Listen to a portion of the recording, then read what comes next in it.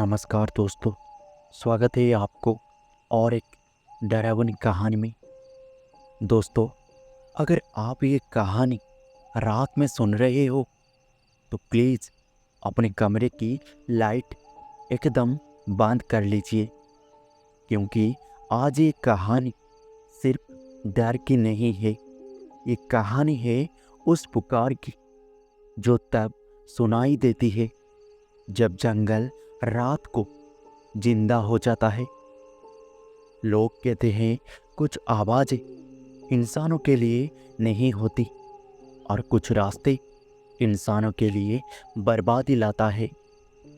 आज मैं आपको ऐसी ही एक घटना सुनाने जा रहा हूँ जो मेरे दोस्त बीराराम के साथ हुई थी।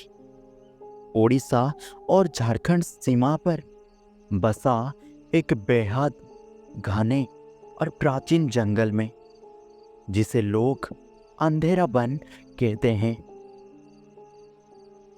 मेरा दोस्त बीराराम पेशों से एक वाइल्ड लाइफ फोटोग्राफर था। उसके दोस्त उसे अक्सर समझाते थे, भाई सब जगह कैमरा ले जाने जैसी जगह नहीं होती। लेकिन बीराराम ने कभी किसी की बात नहीं मानी। एक दिन उसे एक लोकल गाइड बीरोश ने बताया, सर, अंधेरा वन में एक रात को चमकने वाला फूल खिलता है। उसकी तस्वीर अगर आपने खींच ली तो आपका नाम अखबार में छपेगा। उस फूल का नाम था निशा कुसुम।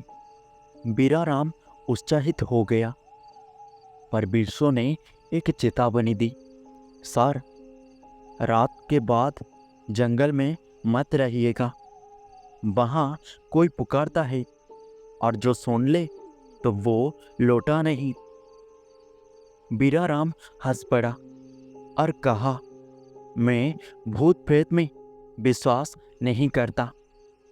चलो कल सुबह चलते हैं। अगली सुबह दोनों निकल पड़े। जंगल गजब का खूबसूरत था, लेकिन जितना सुंदर उतना ही भयावह। जैसे जैसे वो अंदर बढ़ते गए, धूप कम होती गई। पेड़ों की ऊंचाई अजीब थी, जैसे वो आसमान नहीं तुम्हें देख रहे हो। बिरसो बार बार पीछे मुड़कर देखता था। बीराराम ने पूछा, क्या हुआ, कोई पीछे है क्या? बिरसो ने कहा, हाँ सर, जंगल में हमेशा कोई पीछे होता है। बिरसो की आवाज़ कांप रही थी। कुछ दूर पहुंचकर उन्हें एक पुराना टूटा हुआ मंदिर मिला। अर्धनारीश्वर की टूटी मूर्ति और उसकी आंखों पर कालिक। बीराराम ने पूछा, ये मंदिर क्यों छोड़ा हुआ है? बिरसो बोला, क्योंकि जिस देवी की मूर्ति यहाँ थी वो रात में जंगल में घूमती है और पुकारती है, कौन है, कौन है? और जिसे वो ढूंढ रही है उसे अब तक कोई नहीं जान पाया। शाम होते होते बीराराम ने फूलों की तस्वीर खींच ली, लेकिन निशा कुसुम रात के 12 बजे खिलता है। बिरसो बोला, सर, रात तक रुकना खतरा है, चलिए लौटते हैं। पर बीराराम को सिर्फ तस्वीर चाहिए था। उसने कहा, तुम जाओ, मैं अकेला रुक जाऊंगा। बिरसो डर गया, लेकिन बीराराम नहीं माना। जैसे ही अंधेरा फैलने लगा, जंगल बदलने लगा। आवाजें, परछाइयाँ, झाड़ियों में हलचलें। रात के 12 बजने ही वाले थे और तभी पुकार आई, कोई है। बीराराम के हाथ से कैमरा लगभग गिर गया। ये आवाज किसी लड़की की थी, लेकिन उसमें कुछ असामान्य था, जैसे इंसानी आवाज पर किसी जानवर की आवाज चढ़ी हुई हो। फिर वही पुकार, कोई है, रुक जा, रुक जा, रुक जा, रुक जा। बीराराम ने टॉर्च उठाई और पेड़ों की ओर रोशनी डाली, लेकिन कोई नहीं था। मगर अगले ही क्षण एक आकृति दिखाई दी। पेड़ के पीछे खड़ी थी, काले बाल जमीन छूते हुए और एक हाथ पेड़ की छाल में गड्ढा हुआ। उसने धीरे धीरे गर्दन घुमाई और बोली, तुमने मुझे बुलाया था क्या? बीराराम पसीने पसीने हो गया। उसकी आंखें इंसान ही नहीं थी, मानो कोयल में अंगारे सुलग रहा है। वो सिर्फ एक पल में गायब हो गई, लेकिन उसकी आवाज अभी भी हवा में तैर रही थी। बीराराम भागना चाहता था, पर रास्ते गायब हो चुका था। जंगल हर दिशा में एक जैसा हो गया था, मानो किसी ने नक्शा मिटा दिया हो। और तभी उसे अपने पास में पत्तों की हल्की सी हलचल सुनाई दी। वो आवाज धीरे धीरे बढ़ने लगी और फिर जैसे कोई पेड़ के तने पर सिर मार रहा है। बीराराम कांप गया। अचानक वही महिला फिर सामने आई, लेकिन इस बार उसका चेहरा साफ दिख रहा था। उसके चेहरे पर चोट के पुराने निशान थे, मानो कोई उसे सालों तक पेड़ों से टकराता रहा हो। वो बोली, मुझे मेरे बच्चे को ढूंढ दो। बीराराम हतप्रभ, तुम कौन हो? महिला ने दर्द से भरी टूटी सी आवाज में कहा, मैं दफन हूं। और उसने जंगल के सबसे अंधेरे हिस्से की ओर इशारा किया।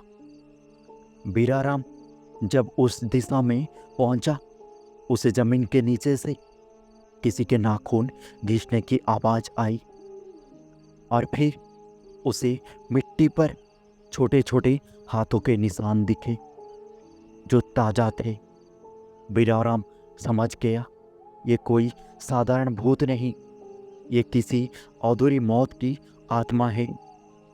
और तभी पीछे से वही महिला चीखी, मुझे जिसने मारा था वो यही है, अभी भी इस जंगल में।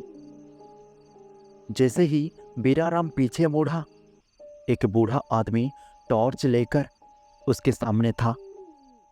उसने चिल्लाकर कहा, ये जगह छोड़ दो।